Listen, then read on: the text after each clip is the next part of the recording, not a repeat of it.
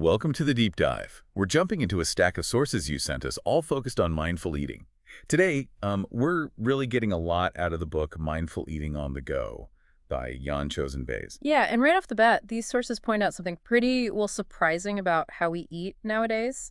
For a lot of people, particularly in, wealthier countries, eating isn't just simple pleasure or nourishment anymore. It's actually become a source of suffering. Things like anxiety, guilt, shame around food. Suffering. Wow, that sounds intense for just eating. It does sound strong, but the sources really lay it out. I mean, think about how much mental space we give to worrying about food, diets, body image, all that stuff.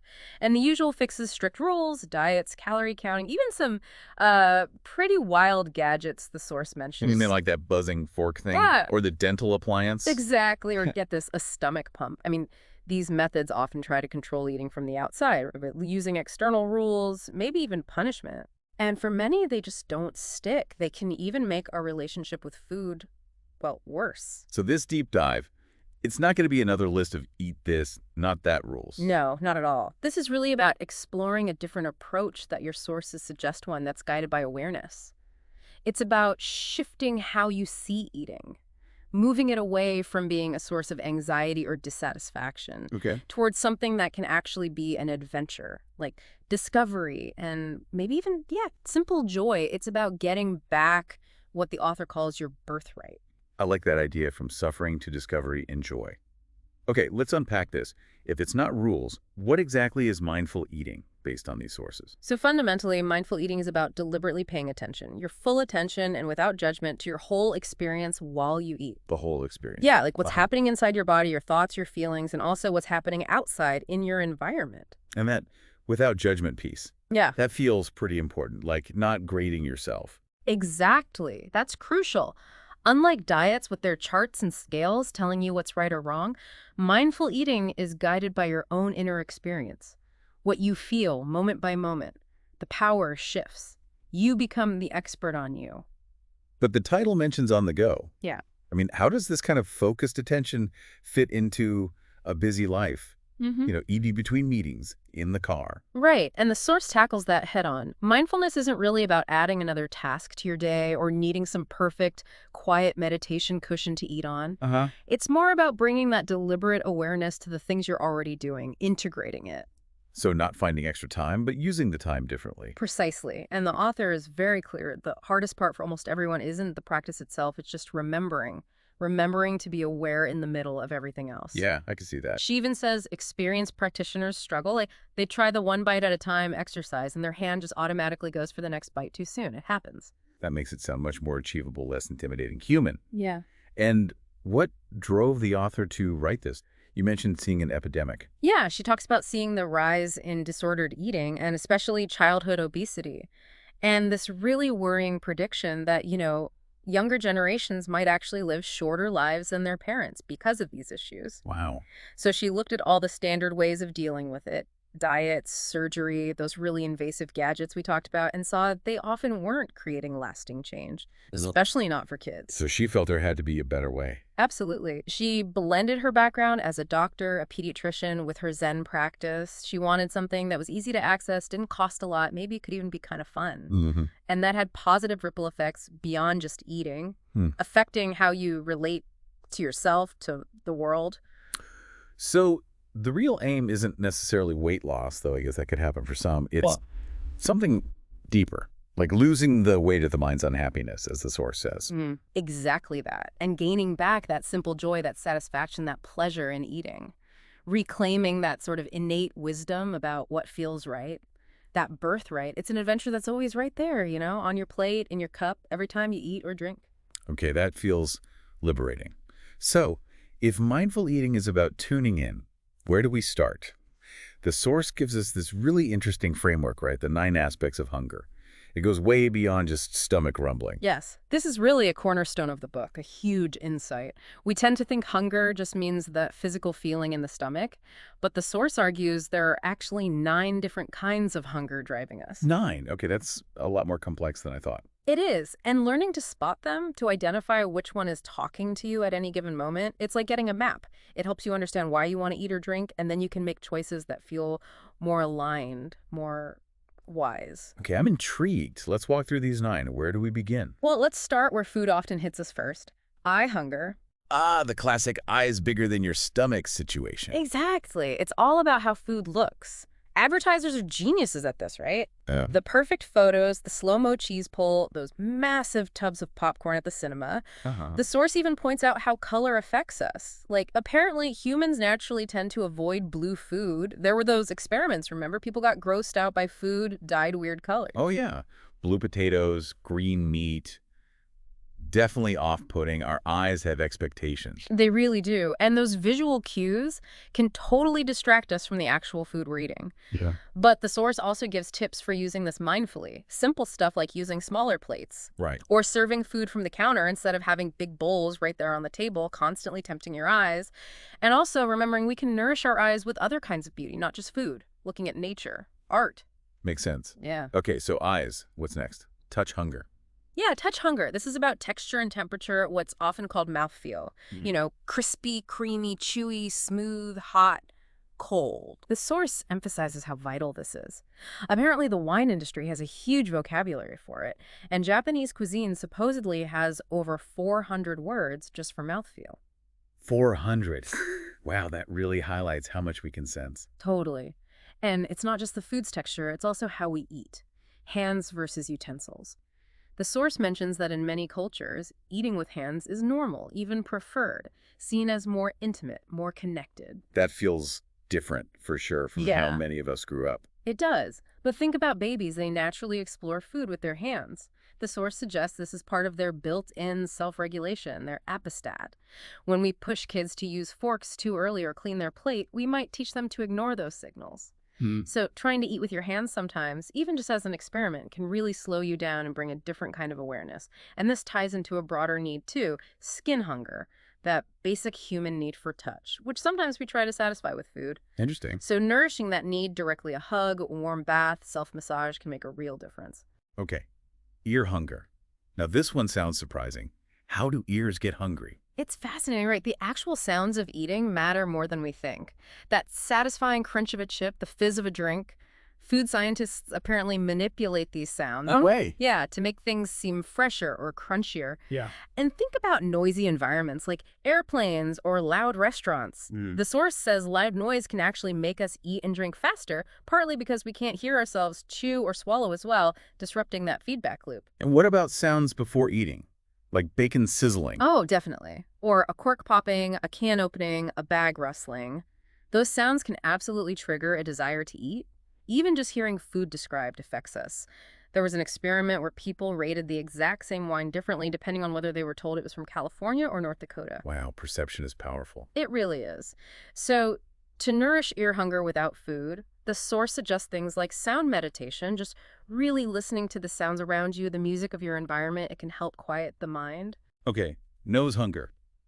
This feels a bit more straightforward, tied to taste. It is, and it's absolutely crucial. Smell accounts for something like 80% of what we perceive as flavor, beyond just the basics: sweet, salty, sour, bitter, umami. Right, when you have a cold, everything tastes like cardboard. Exactly. Food becomes so bland, and businesses know this.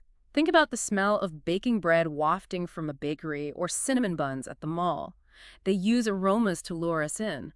Like the other hungers, you can consciously nourish your nose with non-food smells: spices, essential oils, flowers, fresh air. Got it. Which brings us to mouth hunger. This feels like where the cravings really live. The source actually calls the mouth the insatiable cavern of desire. It loves novelty, changing sensations.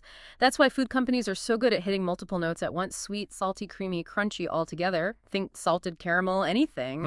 Right. But here's a really key insight from the source. Distraction kills mouth satisfaction. If you're eating while talking, watching TV, scrolling, your mouth isn't getting the attention it craves. You can eat a whole bag of chips and barely register it, not feel satisfied. So satisfaction isn't just about how much you eat, but how present you are. Precisely. You need your mind in the mouth, as the source puts it, to truly taste and enjoy. And it distinguishes between satisfaction, which is emotional, sensory, and fullness, which is physical.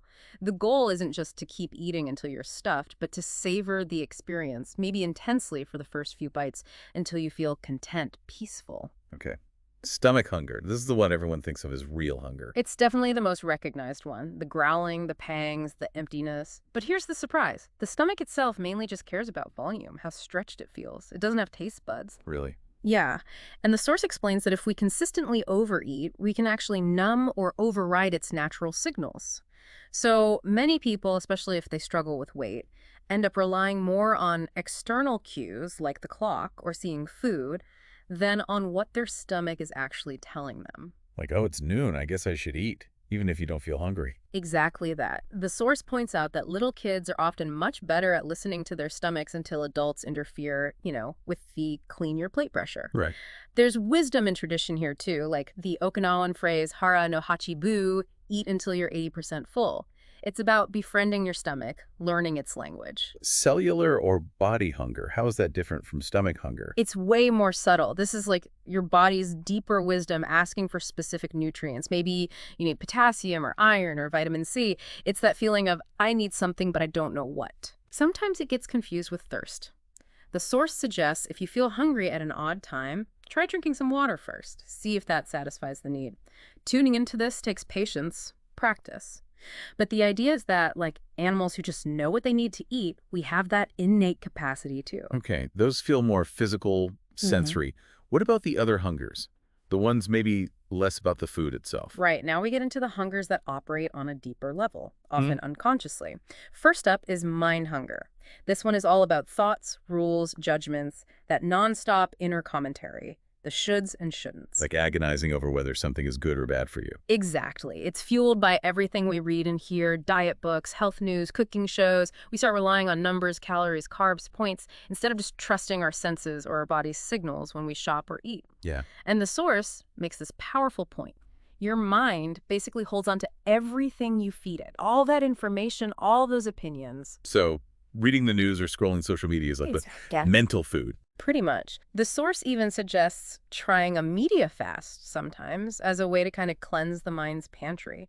It's like meditation for your media diet. It helps you notice how much low-level anxiety might come from just constant input, especially negative news. The algebra of suffering.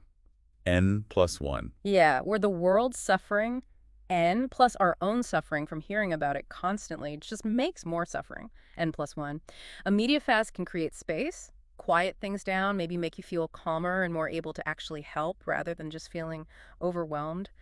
The key here is the difference between thinking about everything and just being aware. Awareness brings intimacy, the source says. That makes sense. Yeah. And that leads us to the last one, heart hunger. This sounds really important. It is. This is the hunger that comes from our emotions, from memories, loneliness, that deep human craving for connection, comfort, love. It's when we eat to soothe ourselves because we're sad, bored, anxious, stressed. Trying to fill a void. Exactly. Trying to fill that empty hole in the heart, as the source puts it. But here's the direct message. Food can't actually fill that hole. No matter how comforting it feels in the moment, it's temporary. A Band-Aid. So that craving for comfort food isn't really about the pasta or the ice cream itself. Not fundamentally. It's usually a stand-in for what the heart truly needs. Love, connection, presence, feeling safe. The source links this to a core Buddhist idea that suffering often comes from seeking lasting happiness in temporary things. The heart, it says, is truly nourished by intimacy. Intimacy with yourself, with others, with nature, with the present moment, connecting with pets, doing creative work you love, just being fully present with whatever you're feeling. That's how you feed the heart. Wow. Okay. Understanding these 9 hungers. It really changes the whole picture of eating, doesn't it? It absolutely does. And learning to just pause for a second and quickly check in, okay, which hunger is talking right now?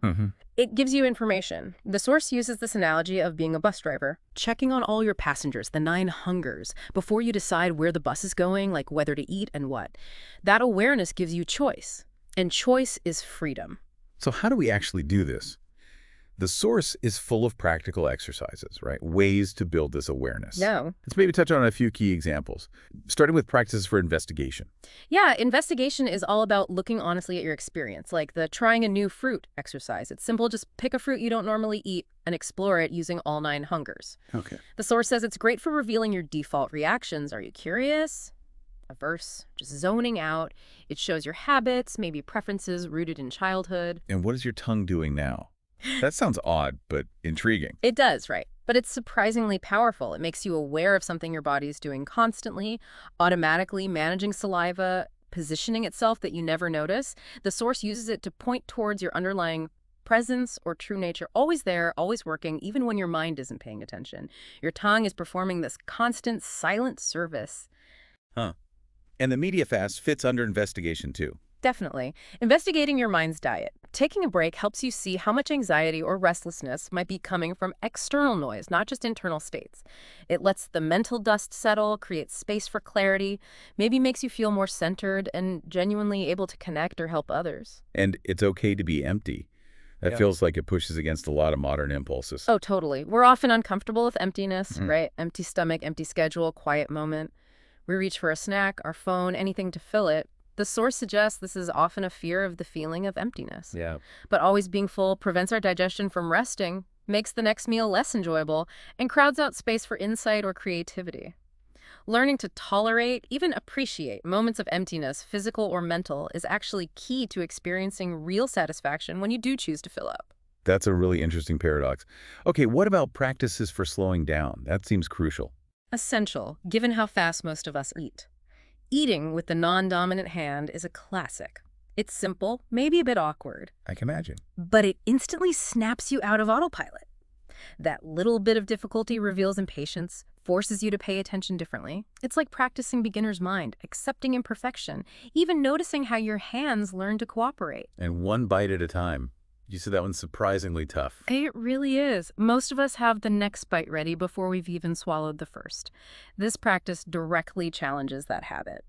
It also makes you notice how some processed foods are designed to lose flavor quickly, encouraging you to just keep shoveling it in mindlessly. Aw. Chewing properly isn't just for digestion. It lets your mouth fully experience the food, which increases satisfaction. Plus, slowing down gives your body's fullness signals time to actually reach your brain before you've gone too far. Saying grace, or some kind of pause before eating, also fits here. Yes, rituals like grace, or even just taking 3 conscious breaths before you start, can really shift the experience. They create a moment of focus, moving you from rushing into presence. And the source highlights that incorporating gratitude, which is often part of grace, is linked to increased happiness overall. It helps you appreciate everything that went into that meal. Okay, let's talk about loving kindness practices. How does that apply to eating? It starts simply with treating yourself as you would a guest you care about. Use a nice plate, sit down. Even if you're eating alone or quickly, it's about acknowledging your own worthiness of care. It honors the value of shared meals, but reminds you that you can offer that same kindness and attention to yourself. And loving kindness for the body. That feels especially needed, given how critical it can be. So true. The source points out how often we mentally pick apart our bodies. But just like a plant needs encouragement, our bodies respond better to kindness than criticism. Sending kind wishes like, may my stomach be well, may my legs be strong, to different parts can counter that inner negativity and build appreciation for all the amazing work your body does day in and day out. And feeding your microbiome with loving kindness, that takes it down to the cellular level. Yeah, it connects to the science showing our bodies are these incredible ecosystems teeming with microbes, especially in the gut. We have more microbial cells than human cells. Ah. And these tiny beings influence everything, digestion, immunity, even mood and cravings.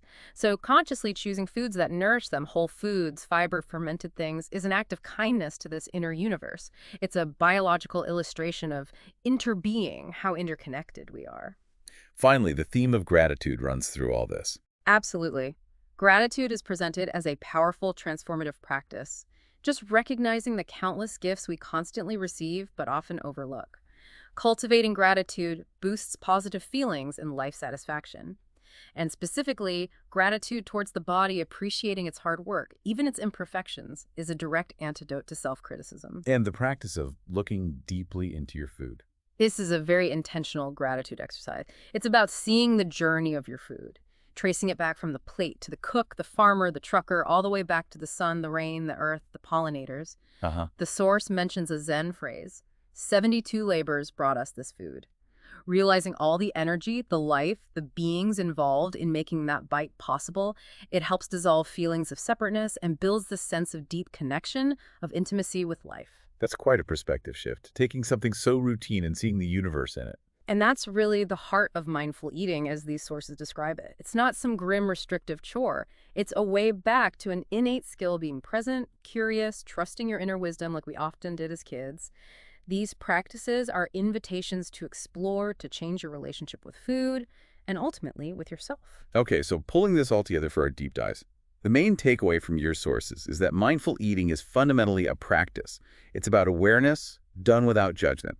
And that awareness brings choice, brings freedom. Exactly. Learn the language of those 9 hungers. Understand what's really calling you when you feel an urge to eat. Ask your body, ask your stomach what they genuinely need right now. And if the answer, after checking in, is I'm not actually hungry, the source encourages being willing not to eat. Right. And when you do eat, be present. Really savor those first few mouthfuls. Eat slowly. Experience the textures, the tastes, the sounds. Chew well. And learn to recognize the difference between just not hungry anymore and actually feeling full. Aim for that comfortable spot, that Okinawan 80% full idea satisfaction, not stuffed. The source also acknowledges, realistically, that sometimes we will eat mindlessly. It happens. But the key is noticing, being aware that you're being mindless. You can always come back to awareness. Yes, and remembering that emptiness has value too. Letting the body rest, letting the mind settle, it's just as important as filling up. It allows for true appreciation and well-being. And that crucial point, food can't fix heart hunger. That deep ache needs intimacy, presence, connection, things food can't provide. Exactly. And weaving through all of it, cultivating that sense of gratitude for the food, for your amazing body, for the whole web of life that sustains you. This has been incredibly insightful. It really challenges how we approach something so fundamental, offering such a different path. It really does. A path towards awareness, freedom, and maybe finding more joy in just eating. So here's a final thought from the source for you to chew on, so to speak. What if true satisfaction doesn't come from always trying to fill ourselves up, but from learning to be okay with a little bit of emptiness, sometimes physically, mentally, maybe even spiritually? And maybe consider this too. How is what you're feeding your mind every day shaping your reality, just as much as the food you put in your mouth? Maybe just pick one small thing from our discussion today to try this week. Eat one meal with your non-dominant hand. Pause before you eat and ask, which hungers are here? Really listen to the crunch of your snack. Just see what happens. See what you discover.